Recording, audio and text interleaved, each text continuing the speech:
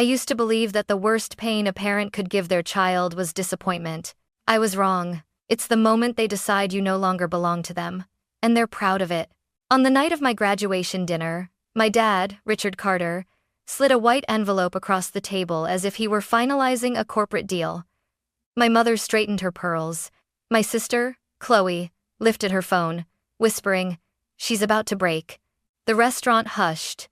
Forks paused midair. I opened the envelope. Thick paper, black ink, 4 signatures. A single sentence that cracked something deep inside me.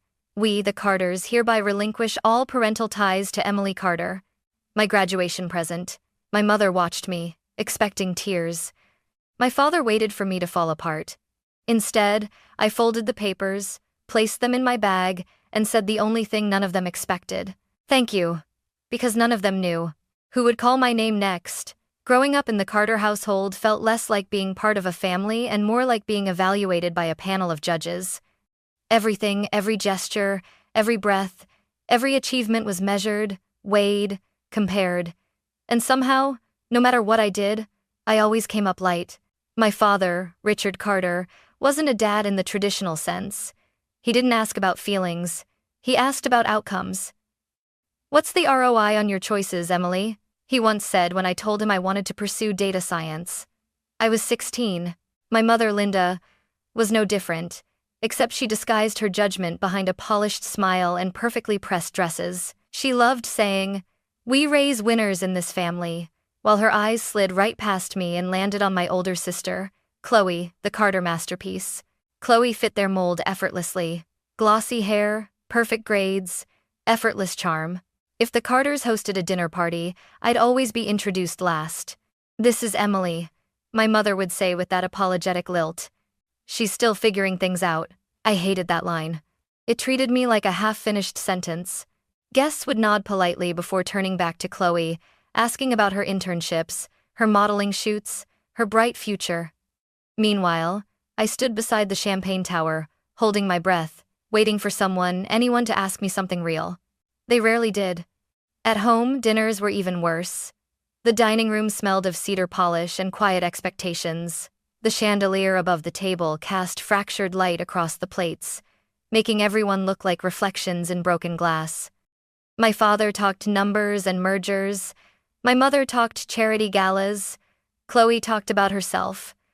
I learned early to keep my voice low, my questions quieter, and my dreams invisible.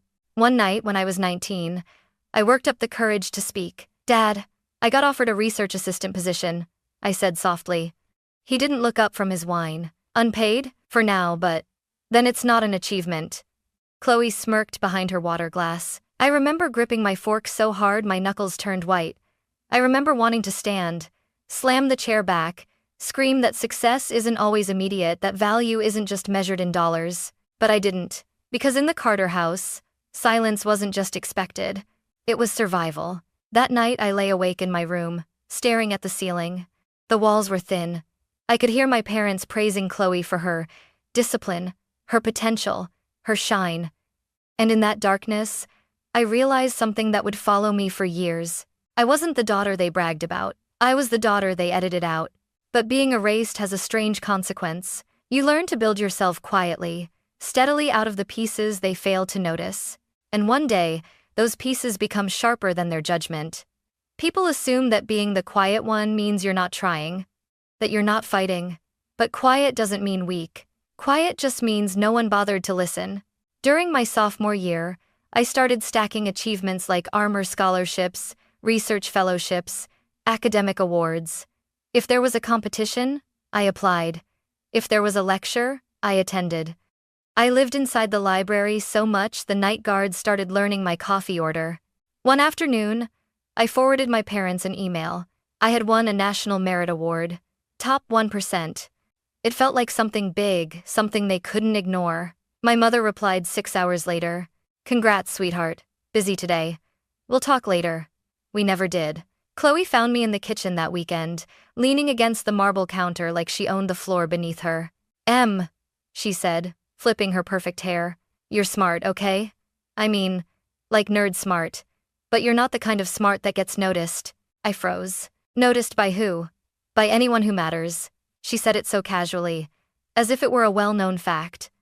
Then she sashayed off to another charity shoot, the kind where she smiled for cameras and claimed she wanted to give back, despite never having worked a minimum wage job in her life.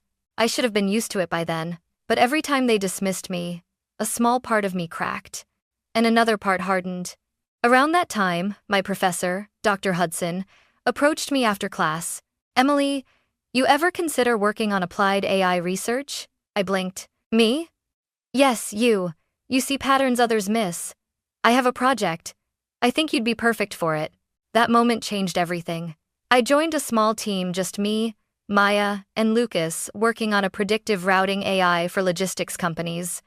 It wasn't glamorous, but it was meaningful. We spent nights eating cold pizza, coding until sunrise, arguing over algorithms, laughing at bugs in the system. It was the first time in years I'd felt equal, seen. Of course, my family didn't get it. One Sunday dinner, my mother asked how school was going. I told her about the AI project. She blinked twice, confused. "AI? Logistics?" she said. "Does anyone even care about that?" My father didn't look up from his phone. "Emily, if you're putting this much time into something, make sure it's profitable." "It will be," I said quietly. He hummed, the kind of dismissive sound that said he didn't believe me. Later that night, in my room, I stared at my open laptop, lines of code, glowing blue.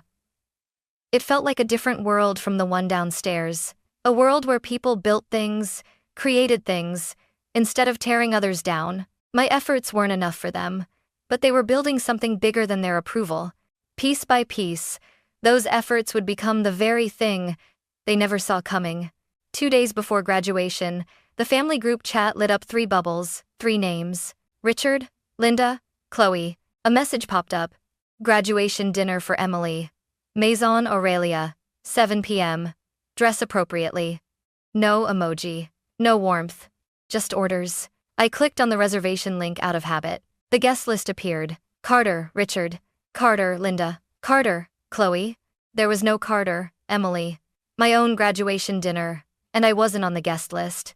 At first, I thought it was a mistake. A glitch. A formatting issue. Then Chloe texted me privately, "Don't overthink it." That sentence sat in my chest like a weight. Like she knew exactly what she was saying, and exactly what was coming. I stared at the phone for a long time, waiting for a follow-up message. Something normal. Something sisterly. Nothing came.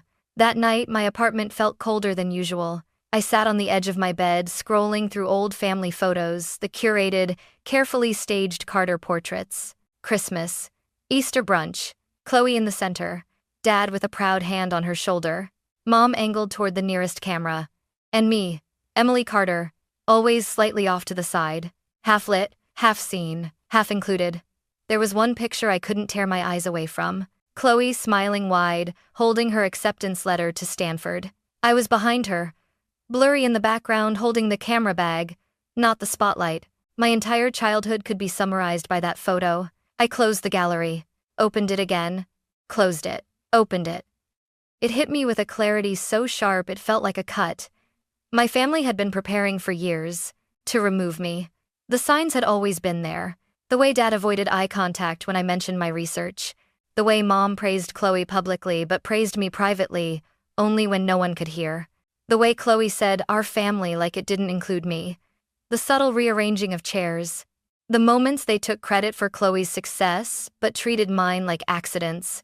I just never allowed myself to believe it. But now, seeing my absence on that reservation list, my own dinner, I understood something brutal.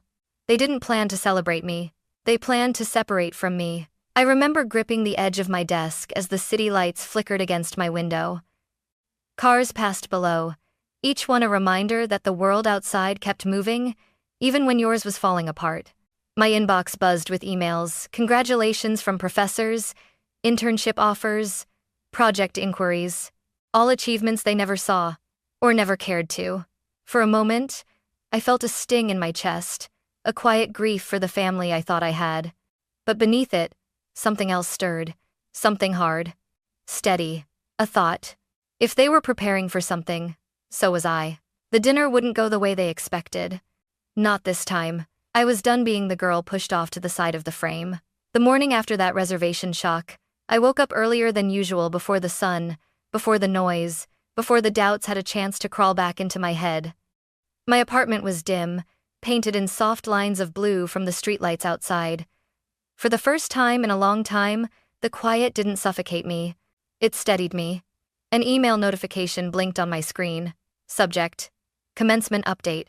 Emily Carter selected as student speaker. My breath caught. Dr. Hudson had nominated me for the Young Innovators Award, and for the commencement speech, something the university only gave to one student each year. I reread the email 3 times until the words felt real. Moments later, my phone buzzed again. Dr. Hudson, this is your moment, Emily. Own it quietly. Quietly. The word landed in my chest like a spark. My whole life, silence had been forced on me. Now, for the first time, I was choosing it and using it. That day, instead of crying or spiraling, I started organizing. Every certificate I'd earned, every scholarship letter, every research approval, every line of code I'd written for the AI project, I digitized and filed it. I created encrypted folders, time-stamped archives, physical binders, not for my family, not to prove them wrong, but to prove myself right, because I knew something they didn't. My work meant something. My mind meant something. And soon, someone was going to recognize it. Maya and Lucas came over that night, arms full of takeout boxes and unfiltered excitement. The optimization model is stable, Lucas said. The simulations hit 14%. That's industry-changing. Maya nearly danced across my living room. We're presenting next week, and trust me, companies are watching. I told them about the dinner, the reservation, the absence of my name. Maya froze mid-bite. They didn't include you? In your own graduation dinner?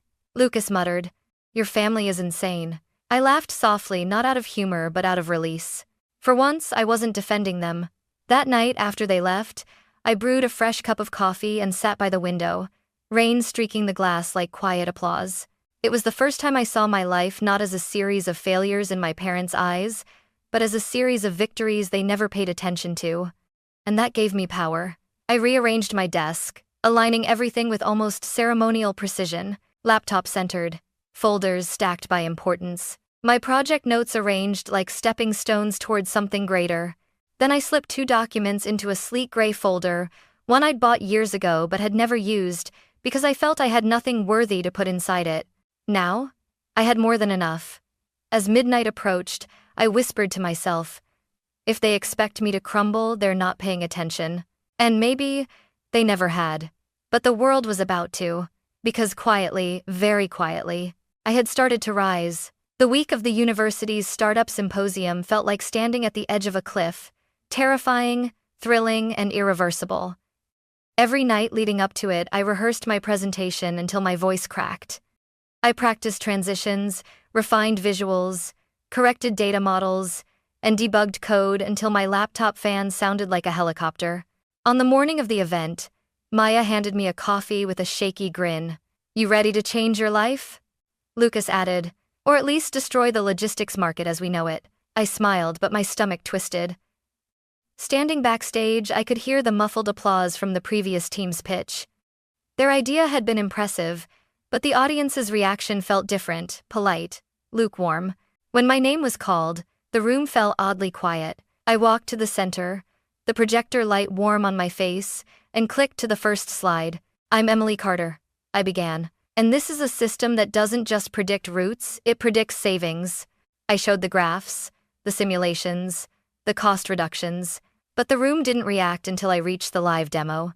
The numbers updated on screen. Fuel cost, down 14.3%. Delivery time, down 11.8%. Error margin, near zero. Then, silence. Heavy, electric. And suddenly, applause. Not polite, not lukewarm, but loud, real. When the lights came back up, a tall man in a tailored charcoal suit stood near the stage, watching me with a look I couldn't decipher. He approached slowly, parting the crowd. You built this? His voice was deep, steady.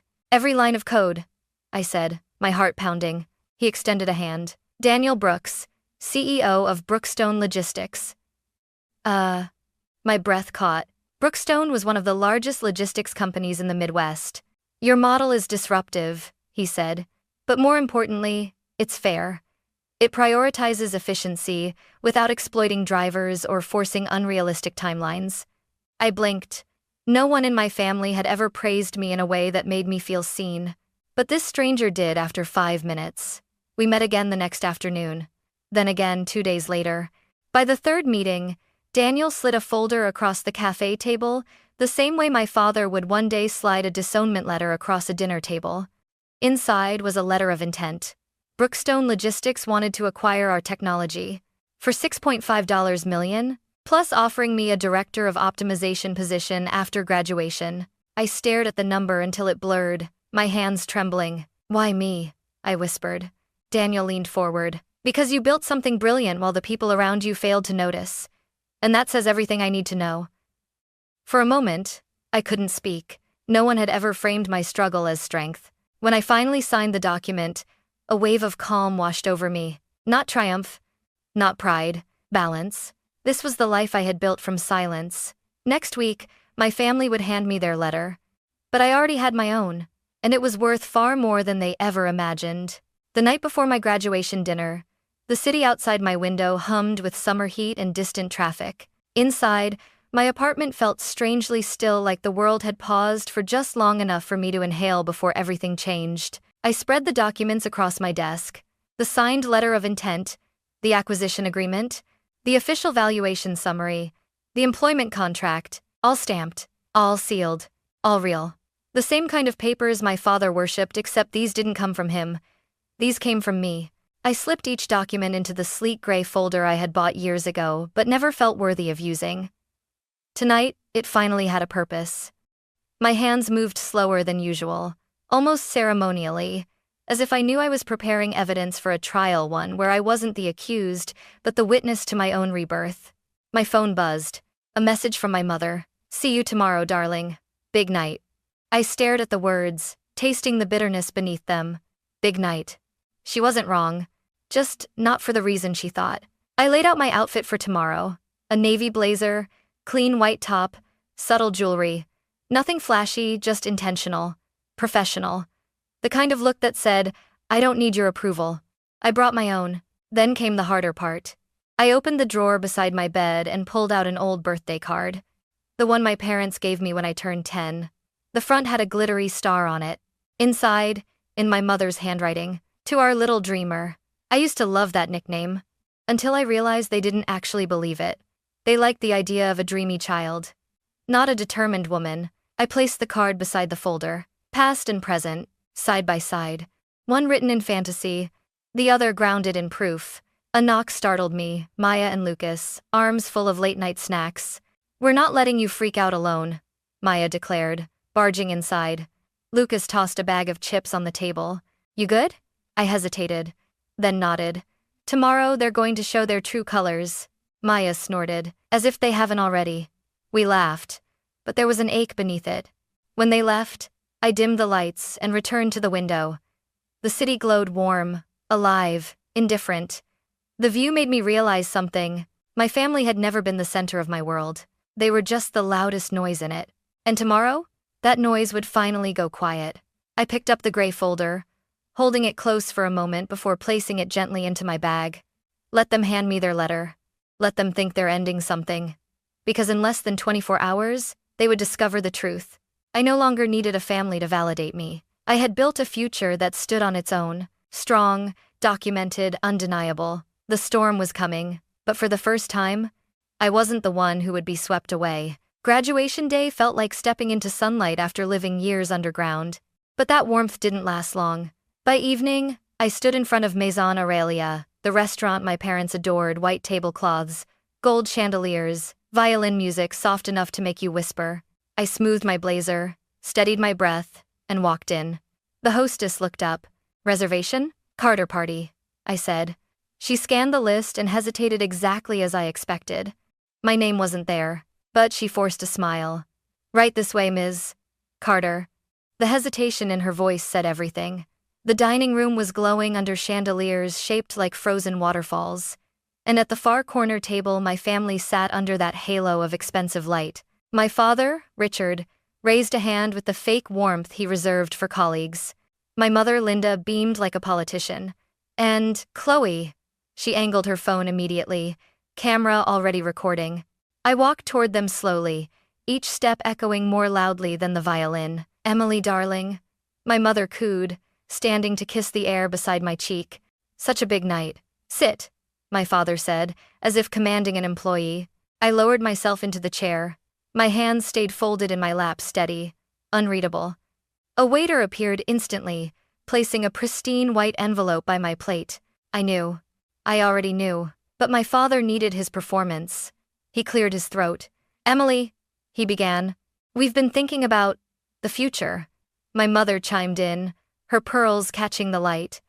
Your choices haven't aligned with the family's direction. Chloe added, we just want what's best for all of us. She said it with a smile sharp enough to cut glass. My father tapped the envelope. This is from all of us. Chloe lifted her phone higher, whispering, this is it. She's gonna break. The entire restaurant fell into a hush, sensing drama. I picked up the envelope. The paper was thick, expensive, formal, legally binding. Inside, a complete disownment document. 4 signatures, every tie cut, every debt severed, every connection erased. My graduation gift. I set the paper down gently. My mother leaned forward. Emily, say something. So I did. Thank you. The word struck the table like a dropped knife. My father blinked. My mother stiffened. Chloe's phone wavered. Excuse me? My father asked. I said thank you. I folded the document once, twice, calm, deliberate. This makes things easier. Their confusion was instant and delicious. Before they could recover, I reached into my bag and placed my folder on the table. Gray, clean, heavy. My mother frowned. What is that? I opened it toward them. The first page gleamed under the chandelier. Brookstone Logistics Acquisition Agreement. $6.5 million. Emily Carter, Director of Optimization. Chloe gasped so loudly, heads turned. My father leaned closer, disbelief tightening his jaw. This isn't real. It's very real, I said softly. My mother's voice cracked. You sold something? Without us? I built something, I corrected, and then I sold it. Chloe was flipping through pages now. Breath quick. This? Daniel Brooks? The Daniel Brooks? He signed this? I tapped the bottom corner gently. Look closely. That's his signature. My father's face went pale. He looked at me the way people look at strangers they underestimated. Emily, why didn't you tell us? I stared at him, letting the silence answer for me. Because you never asked? Because you never cared? Because you never believed? But all I said was, you taught me results mattered, so, here are my results. My mother shook her head in disbelief. We didn't know. We didn't know you were doing all this. You never looked. My father swallowed hard. Emily, maybe we should reconsider. I shut the folder. The soft click was louder than any shout. Keep your letter, I said, sliding the disownment papers back toward them. I already have my own. The irony hung in the air like shattered glass. Chloe's phone was no longer recording. She had lowered it, slowly, as if witnessing her own defeat. For the first time in my life, my father had no words. My mother had no smile. Chloe had no audience. I rose to my feet. This family never saw me, I said, voice steady, but the world did. I turned away. Behind me, I heard my mother whisper, what do we do? My father whispered back, nothing. There's nothing we can do. Their silence followed me across the restaurant. Not heavy, not painful, but satisfying. I stepped out into the warm night air, my heart beating quietly, powerfully. The street lamps glowed. The world felt bigger, lighter, finally mine. Behind me, inside the restaurant, my family remained frozen under the chandelier's glow, exactly where they had tried to keep me, my entire life. But I had walked out, and I wasn't coming back. The night air outside Maison Aurelia felt different, as if the world had shifted by a degree, and only I noticed. I stood on the sidewalk for a moment, letting the cool breeze wash over me, grounding me after the storm I had just walked through. My phone buzzed. A message from Chloe. Emily, please, can we talk? I didn't know they were going to. That wasn't supposed to happen. I stared at the message, the dots blinking as if she were desperate for redemption. I turned my phone face down. For once, silence was not something forced on me. It was something I chose. I walked home slowly, each step feeling lighter than the last. The city hummed around me, delivery trucks, passing cars, the distant rumble of a train. Ordinary sounds. Honest sounds. Nothing like the artificial perfection of my family's world. When I reached my apartment, the hallway lights flickered softly. I unlocked the door, stepped inside, and exhaled a long, steady breath. I felt like I'd been holding my entire life. I placed my bag on the counter and set the gray folder next to it. The documents inside were still pristine, untouched by the chaos of the dinner. My future felt the same. Protected, deliberate, undeniable. Then I pulled out the disownment papers. I didn't reread them. They didn't deserve that. I folded the sheets neatly and slid them behind the frame of my newly printed degree. A quiet place. Almost ceremonial. Not hidden. Not honored. Just placed in order. Evidence of the moment they let go of me. And the moment I let go of them, I made a cup of tea, the steam rising in gentle spirals. For the first time, my apartment didn't feel lonely. It felt like mine. My phone buzzed again, another message from Chloe. I didn't open it. Some things aren't meant to be answered. Some things are meant to echo into silence. I moved to the window and watched the city stretching into the distance, lights blinking in rhythm, people moving with purpose, life unfolding without hesitation. And in the glass, I saw myself reflected back. Not the forgotten daughter, not the shadow of Chloe Carter, but a woman who walked out of a room designed to suffocate her, and breathed anyway. Families break loudly, but peace rebuilds quietly. They ended our relationship, but I ended their power. And silence, finally, felt like freedom.